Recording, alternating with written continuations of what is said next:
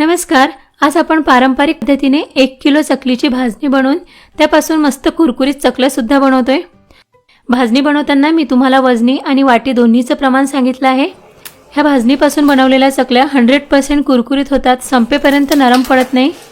ह्या चकल्या पाळताना तुटत नाही, तेलात तळताना सुटत नाही किंवा अजिबात तेलकट होत नाही, मस्त कुरकुरीत खुसखुशीत होतात।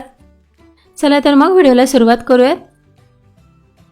तर सगळ्यात आधी आपण भाजणी बनवण्यासाठी कोणकोणते धान्य लागते ते पाहूयात। तर इथे मी 500 ग्रॅम तांदूळ घेतले आहे आणि मोठ्या वाटीने मोजले तर हे 3 वाटी तांदूळ आहे। शक्यतो सोना मसुरी, कोलम किंवा रेशनचे तांदूळ घ्या, ह्या तांदळाच्या चकल्या खूप छान होतात। त्यानंतर 250 ग्रॅम हरभऱ्याची डाळ घेतली आहे, ही 2 वाटी डाळ आहे। 125 ग्रॅम ज्वारी घेतली आहे, वाटीने ही 1 वाटी आहे। 50 ग्रॅम उडदाची डाळ घेतली आहे आणि 50 ग्रॅम मुगाची डाळ, वाटीने मोजले तर अर्धी वाटी हे डाळ आहे, अर्ध्या वाटीला थोडी कमी आहे। हे सगळे धान्य आपल्याला धुवून सुकून घ्यायचे आहेत किंवा ओल्या कपड्याने पुसून घ्या। यासोबतच आपल्याला साबुदाणा, पोहे, धणे आणि जिरे घ्यायचे आहे, हे आपल्याला धुवून घ्यायचे नाही आहेत। साबुदाणा आणि पोहे 25-25 ग्रॅम घेतले आहे। साबुदाणा पाववाटीपेक्षाही कमी आहे आणि पोहे पाववाटी आहे। त्यानंतर 15 ग्रॅम जिरे घेतले आहे आणि 15 ग्रॅम धणे, छोट्या वाटीने अर्धी वाटी जिरे आहे आणि धने पाऊण वाटी आहे, कारण धने वजनाने हलके असतात।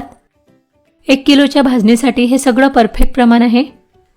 आता सगळ्यात आधी आपण तांदूळ धुवून घेऊयात। तर हे तांदूळ 2-3 पाण्याने स्वच्छ धुवून घ्यायचे।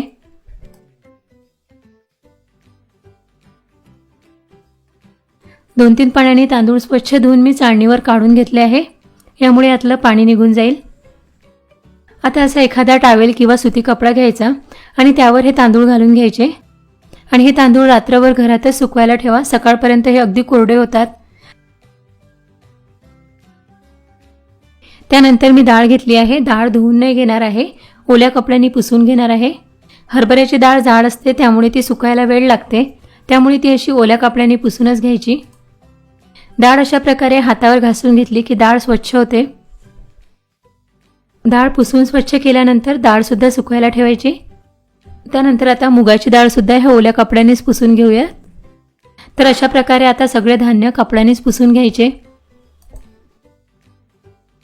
तर हे धान्य पुसून मी असे सुकायला ठेवले आहे, रात्रभर मी असेच ठेवणार आहे, घरातच सुकतात। त्यानंतर आता दुसऱ्या दिवशी धान्य मी चांगले कोरडे करून घेतले आहे। त्यानंतर इथे गॅसवर कढई गरम करायला ठेवली आहे। हे तांदूळ बघा व्यवस्थित सुकले आहे, कोरडे झाले आहेत, हे आता भाजून घ्यायचे। धान्य भाजण्यासाठी अशी मोठी जाड बुडाची कढई घ्या, कढई जाड असली की धान्य करपत नाही। आता चमच्याने हे एकसारखं हलवत 5-6 मिनिटं मीडियम टू लो फ्लेमवर भाजून घ्या। कढई छोटी असेल तर 2 वेळा तांदूळ थोडे थोडे भाजून घ्या। 7 ते 8 मिनिटं लागतात तांदूळ भाजायला। मी एकाच वेळी पूर्ण अर्धा किलो तांदूळ भाजून घेत आहे। तांदळाचा थोडासा रंग बदलेपर्यंत तांदूळ छान भाजून घ्यायचे। तांदूळ भाजल्यानंतर एक दाणा घेऊन तो खाऊन बघायचा, कुरकुरीत वाटत असेल तर तांदूळ व्यवस्थित भाजले गेले आहे समजायचे। आता तांदूळ थंड होण्यासाठी एका सुती कपड्यावर काढून घ्या। तांदूळ असे सुती कपड्यावर टाकले की त्यातली वाफ निघून जाते आणि मग त्यामध्ये कोणतेही मॉइश्चर तयार होत नाही, तांदूळ ओलसर होत नाही। आता परत याच कढईमध्ये हरभऱ्याची डाळ सुद्धा भाजून घ्यायची। डाळ सुद्धा मीडियम फ्लेमवर भाजून घ्या। हरभऱ्याची डाळ जाड असते, त्यामुळे भाजायला थोडा जास्त वेळ लागतो, पण ही अशी एकसारखी परतत राहा। बघा डाळीचा सुद्धा थोडासा रंग बदलला आहे, डाळ भाजून झाली आहे। एक दाणा खाऊन बघायचा, तो वातड लागायला नको। डाळ सुद्धा आता थंड होण्यासाठी सुती कपड्यावर काढून घ्यायची। आता मुगाची आणि उडदाची डाळ भाजून घेऊयात। ह्या दोन्ही डाळ सोबतच भाजून घ्यायच्या, मुगाची आणि उडदाची डाळ लगेच भाजून होते। डाळीचा रंग बदलू द्यायचा नाही। त्यानंतर आपण 1 वाटी ज्वारी घेतली होती, ज्वारी सुद्धा भाजून घ्यायची। धान्य भाजून झाले आहेत। आता पोहे छान कुरकुरीत होईपर्यंत भाजून घ्यायचे। साबुदाणा सुद्धा छान कुरकुरीत होईपर्यंत भाजून घ्यायचा आणि सगळ्यात शेवटी आता जिरा आणि धणे भाजून घेऊयात। जिरे 1 मिनिट परतून घेतलं की सोबतच धणे सुद्धा भाजून घ्यायचे। धणे आणि जिरे सुद्धा भाजून झाले आहेत, याचा छान सुगंध यायला लागला आहे। हे सुद्धा थंड होण्यासाठी काढून घ्या। तर सगळं धान्य भाजून घेतल्यानंतर यातली वाफ जाण्यासाठी मी असं वेगवेगळं काढून ठेवलं होतं. 10 मिनिटांमध्येच यातली वाफ निघून गेली आहे. सगळे धान्य थंड झाले आहेत. आता हे सगळं धान्य एका परातीमध्ये काढून एकत्र करून घ्यायचे. धान्य छान कुरकुरीत भाजले गेले आहे. अशाच प्रकारे धान्य भाजले की चकल्या छान कुरकुरीत होतात. आणि भाजणीचं प्रमाण असं परफेक्ट मोजून घेतलं की चकल्यासुद्धा चवीला खूप छान होतात. हे आता आपण सगळं एकत्र करून घेऊयात. ही भाजणी अगदी बारीक दळून आणायची. ज्या प्रकारे आपण गव्हाचं पीठ बनवतो त्याच प्रकारे ही भाजणी दळून आणायची. अगदी बारीक पीठ करायचं. भाजणी मी दळून आणली आहे. बघा अगदी बारीक पीठ केलं आहे. अजिबात रवाळ नाही. जेवढ्या प्रमाणामध्ये आपण धान्य घेतलं होतं त्याचं बरोबर 1 किलो पीठ तयार झालं आहे. पण मी तुम्हाला अर्धा किलो पिठाच्या चकल्या बनवून दाखवते. तर त्यानुसार अर्धा किलो पीठ काढून घ्या. तर अर्धा किलो पीठ आपण मोजून घेऊया. कपाने किंवा मोठ्या वाटीने मोजलं तर हे 4 कप पीठ आहे. पीठ भिजवताना नेहमी ते वाटीने मोजून घ्या, म्हणजे मग पाणी किती घ्यायचं याचा अंदाज येतो. तर आपण 4 वाटी पीठ घेतलं होतं. त्यासाठी आता 3 वाटी पाणी घ्यायचं आहे. तर इथे मी 3 वाटी पाणी भरून घेतलं आहे. पाणी गरम झालं की यात 4 चमचे तीळ घालायचे. पोहे खाण्याच्या चमच्याने मी 4 चमचे तीळ घेतले आहे. 1.5 चमचा ओवा घालायचा. त्यानंतर 3 चमचे लाल तिखट. चकल्या बनवताना काश्मीरी लाल तिखट वापरू नका. काश्मीरी मिरची पावडर वापरलं तर चकल्यांचा रंग खूप लाल येतो. त्यामुळे साधंच मिरची पावडर घाला. आणि तुम्हाला तिखट किती हवं त्यानुसार मिरची पावडर घाला. थोडीशी पाव चमचा हळद घालायची.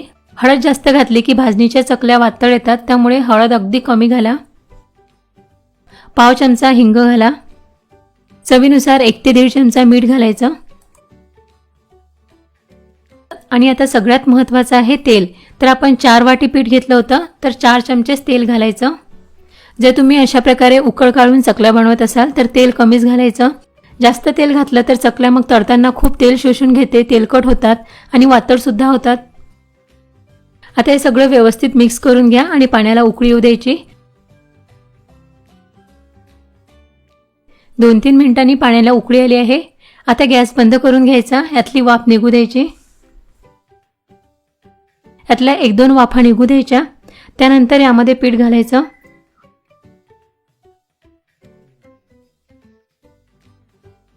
पीठ यामध्ये व्यवस्थित मिक्स करून घ्यायचं. आता यावर झाकण ठेवून 5 मिनिटं हे असंच ठेवून द्यायचं. गॅस बंदच आहे. 5 मिनिटांनी आता झाकण काढून घ्या. परत एकदा हे व्यवस्थित मिक्स करून घ्यायचं. पीठ आता एका मोठ्या परातीत काढून घ्या. पीठ खूप गरम आहे त्यामुळे असा गडवा घ्या आणि गडव्यानीच असं पीठ मळून घ्यायचं. पिठाच्या जर काही गाठी झाल्या असतील तर त्यासुद्धा मळून जाणार. तर अशा प्रकारे 1-2 मिनिटं पीठ मळून घ्यायचं. आता पीठ थोडं थंड झालं आहे तर हाताला पाणी लावून हातानेच मळून घेऊया. चकलीचं पीठ थोडं घट्टच मळायचं. पीठ जर सैल झालं तर चकलीला काटे चांगले पडत नाही आणि चकली तळताना तेल खूप येते. चकल्या तेलकट होतात. आता पिठाचा थोडासा गोळा घेऊन परत असा मळून घ्यायचा, लांब करून घ्यायचा. प्रत्येक वेळी पीठ साच्यामध्ये भरताना थोडासा गोळा घेऊन मळून घ्यायचा. पीठ असं चांगलं दाबून मळून घेतल्यामुळे याला चांगला चिकटपणा येतो आणि मग चकली पाडताना ती तुटत नाही. आता हे पीठ आपण साच्यामध्ये भरून घेऊयात. तर साच्याला आधी मी व्यवस्थित तेल लावून घेतले आहे. आता पीठ साच्यामध्ये भरून घेऊयात. पीठ चांगलं दाबून दाबून साच्यामध्ये भरून घ्यायचं. आता आपण याच्या लगेच चकल्या पाडून घेऊयात. चकल्या मी ह्या ताटामध्येच पाडून घेते. चकली पाडताना साचा खूप वर उचलायचा नाही, नाहीतर चकली पाडताना तुटू शकते. आणि चकली पाडल्यानंतर चकलीचं शेवटचं टोक असं दाबून घ्यायचं, म्हणजे मग चकली तळताना तेलामध्ये सुटत नाही. अजून एक चकली करून दाखवते. चकलीचा पहिला वेळा दिला की तो हाताने असा गोलाकार करून घ्यायचा, म्हणजे मग पूर्ण चकली छान गोलाकार होते. आणि चकलीचे वेळे अगदी असे जवळून जवळून घ्यायचे, म्हणजे मग चकली दिसायला सुंदर दिसते आणि चकली तळताना तेलात सुटत नाही. एकाच वेळी जास्त चकल्या पाडायच्या नाही. 7-8 चकल्या झाल्या की त्या लगेच तळून घ्यायच्या. एकाच वेळी जर तुम्ही सगळ्या पिठाच्या चकल्या पाडून ठेवल्या तर चकलीचा खालचा भाग काही वेळाने चपटा होतो आणि मग चकली तळल्यानंतर त्यावर काटे दिसत नाही. चकल्या आता तळून घेऊयात. त्यासाठी इथे कढईमध्ये मी तेल गरम करायला ठेवलं होतं. तेल आता चांगलं तापलेलं आहे, तर आता गॅस मध्यम आचेवर ठेवायचा। एका वेळी फक्त 2 ते 3 चकल्याच तळायच्या। एकाच वेळी जर तुम्ही जास्त चकल्या तळून घेतल्या तर तेलाचं टेम्परेचर कमी होते, तेल थोडं थंड होते, त्यामुळे चकली मग जास्त तेल शोषून घेते आणि चकल्या तेलकट होतात। सुरुवातीचे 1 मिनिट चकली अजिबात पलटवायची नाही, कारण चकली नरम असते आणि ती लगेच पलटवली तर तुटू शकते। गॅस मध्यम आचेवरच ठेवायचा। जर तुम्ही गॅस वाढवला तर चकली लगेच तळून येते आणि ती आतून मग कच्ची राहते। चकल्या तळताना खूप पेशन्स ठेवावं लागते। चकल्या जर तुम्ही लगेच हाय फ्लेमवर तळून घेतल्या तर मग त्या काही वेळाने वातळ होतात, कुरकुरीत होत नाही। चकल्या तळून झाल्या आहेत, काढून घेऊया। तर इथे काही चकल्या मी तळून घेतल्या आहेत। चकलीला काटे सुंदर पडले आहे। चकली आतमध्ये मस्त पोकळ झाली आहे, छान कुरकुरीत झाली आहे। तर व्हिडिओमध्ये सांगितलेल्या ह्या सगळ्या टिप्स वापरून तुम्ही चकल्या बनवल्या तर चकल्या 100% कुरकुरीत होतात आणि खूप दिवसापर्यंत अशाच कुरकुरीत राहतात, नरम पडत नाही। तर कसा वाटला तुम्हाला आजचा हा व्हिडिओ? आवडला असेल तर प्लीज लाईक करा, शेअर करा, त्याचसोबत आपल्या चॅनलला सुद्धा सबस्क्राईब करा।